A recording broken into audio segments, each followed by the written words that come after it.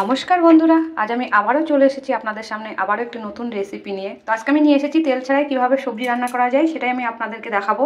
এটা ভীষণই টেস্টি আর খেতেও, এটা দেখতেও যতটা ভালো হয়েছে কিন্তু খেতেও খুব ভালো হবে। তো চলুন দেখা যাক কীভাবে বানায় এটি।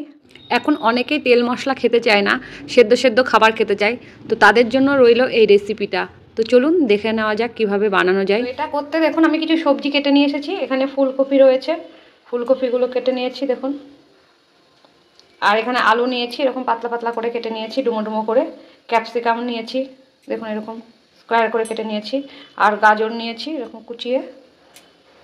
আর এখানে টমেটো রয়েছে, আর রয়েছে 4টে কাঁচা লঙ্কা। এদিকে আমি জল গরম বসিয়ে দিয়েছি। কফিগুলো আমি একটু ভাপিয়ে নেব। অনেক সময় কি হয়, কফির মধ্যে পোকা থাকে, একটু ভাপিয়ে নিলে, ফুটিয়ে নিলে পোকাগুলো নষ্ট হয়ে যায়। তো সেই জন্যই আর কি আমি এই কফিগুলো একটু গরম জলে ভাপিয়ে নেব। দেখুন জাস্ট 5 থেকে একটু ফুটতে লেগে গেছে। আমি এই অবস্থাতেই কফিগুলো নামিয়ে নেব। দেখুন ফুটতে লেগে গেছে, আমার আর ফোটাতে হবে না, জাস্ট একটু ভাপিয়ে নিলাম। দেখুন সাইডে ফুটতে লেগে গেছে, এটা আমি নামিয়ে নেব।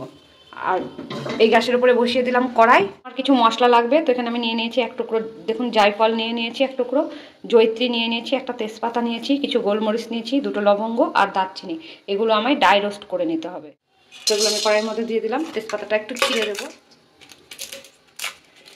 তেজপাতাটা ছিঁড়ে দিলাম। দিয়ে দিলাম 1 চামচ ধনে, এটাও আমি ভেজে নেব।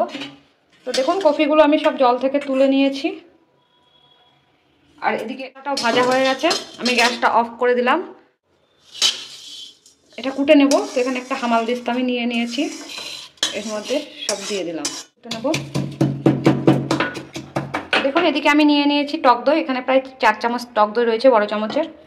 এবার আমি এর মধ্যে দিয়ে দেবো 1 চামচ জিরের গুঁড়ো, আদার গুঁড়ো, লাল লঙ্কা। এটা ঝাল হবে না, জাস্ট কালার করবে। মিশিয়ে নেব। এটা আমার ঘরে পাতা টক দই, আমি জল সমেত দিয়ে দিয়েছি। আমার এই সবজিগুলো একটু ম্যারিনেট করে রাখতে হবে। তো আমি একেবারে কড়াইয়ের মধ্যে রান্না করবো, যেহেতু কড়াইয়ের মধ্যে আমি সব সবজিগুলো নিয়ে নিলাম। কড়াইয়ের মধ্যে সব নিয়ে নিলাম। এবার আমার এই মশলাগুলোও দিয়ে দিতে হবে। আর দিয়ে দেবো সন্দুক নুন, যেটা সন্দুক লবণ আসে বাজারে, সেই সন্দুক লবণ মানে খনিজ লবণটা দিয়ে দিলাম। অ্যাকচুয়ালি কি বলুন তো, আমাদের এখন খাওয়া যাবে না তেল, হলুদ আর কোনো ভাজা সবজিও খাওয়া যাবে না, কারণ ছ্যাঁকচুক করা যাবে না, যার জন্য আমাদের এই খাবার খেতে হবে। এটা আমায় ম্যারিনেট করে রাখতে হবে। তো দেখুন এটা ভালো করে আমার মেশানো হয়ে গেছে। এবার এটা আমি ঢাকা দিয়ে রেখে দেবো, অন্তত আধ ঘন্টা এটা ঢাকা দেওয়া থাকবে। হচ্ছে নুনটা একটু কম হতে পারে, তো একটু দিয়ে দিলাম, মিশিয়ে নেব। দিয়ে দিলাম কিছুটা ধনে পাতা, এখন একটু দিলাম, পরে আমি আবার একটু দেবো, মিশিয়ে নিলাম। এই মশলাগুলো আমি গুঁড়ো করে নিয়েছি। এই মশলা আমি হাফটা এখন দেবো, হাফটা আমি পরে দেবো। এটাও মিশিয়ে নিলাম। মশলাটা দিয়ে কিন্তু দারুণ সেন্ট বেরিয়েছে। দিয়ে দেবো 2 চামচ ঘি, ভর্তি ভর্তি করে 2 চামচ ঘি আমি দিয়ে দিলাম। এবার এটা আমার ভালো করে মিশিয়ে নিতে হবে। হয়ে গেছে, এবার আমি এটা ঢাকা দিয়ে রেখে দেবো। এটা মিনিমাম আধ ঘন্টা ঢাকা দেওয়া থাকবে। আমি গ্যাসটা ধরিয়ে দেবো। প্রথমে আমি একটু বাড়িয়ে দিলাম যতক্ষণ না সবজিগুলো গরম হয়, তারপরে আমি এটা একদম লো টু মিডিয়ামে রেখে দেবো। তো আমি এটা গ্যাসের উপরে 15 মিনিটের উপরেই রেখে দিয়েছিলাম। ঢাকনাটা খুলে নেব। 15 থেকে 20 মিনিট আমার রাখা ছিল, একদম লো আছে। আমি 15 থেকে 20 মিনিট রেখে দিয়েছিলাম। একটু নাড়িয়ে দেখে নেব সেদ্ধ হয়েছে কিনা। দেখুন ডিভাইড হয়ে যাচ্ছে আলুগুলো, আর একটু হবে।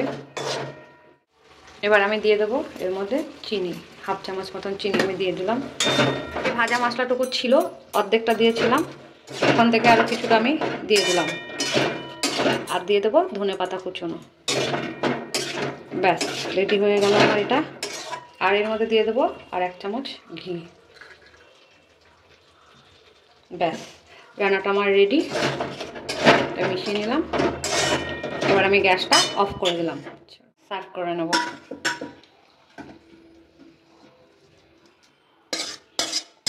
তো যারা একদম তেল খেতে চান না, তারা কিন্তু এইভাবে করে খেতে পারেন। এটা দেখতে কিন্তু ভালো হয়েছে, আর খেতেও ভালো হবে। আশা করছি এটা খেতেও খুব সুন্দর হবে। তো ভিডিওটা এতক্ষণ দেখার জন্য অনেক ধন্যবাদ। ভিডিওটাকে অনেক অনেক করে লাইক করুন, শেয়ার করুন, আর এই চ্যানেলটিকে সাবস্ক্রাইব করে রাখুন, যাতে আগামী ভিডিওগুলো আপনারা খুব সহজে আর তাড়াতাড়ি পেয়ে যান। আমার জেঠি শাশুড়ি এক্সপায়ার করে গেছেন, তাই আমরা এই খাবার খাচ্ছি। মানে আমাদের এখন তেল হলুদ কিছুই খাওয়া যাবে না, কোনো ছাকচুকও করা যাবে না। তো ভিডিওটা ভালো লাগলে অবশ্যই একবার ট্রাই করবেন।